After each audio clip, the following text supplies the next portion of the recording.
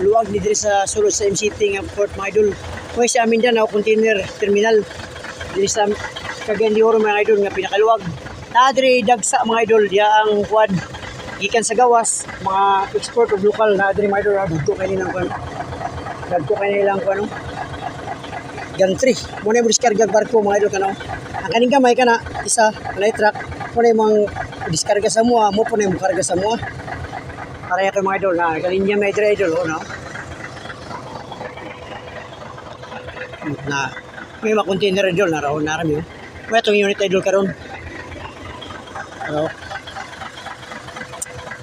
May si mga idol sa wala pa nakita wa kasul Dream City mo ni. Ako ipakita sa inyo mga idol kung sa kanindot. Kung sa kaluwag ni diri ilahang area mga idol, luwag kay ni. Grabe kaluwag ni mga idol.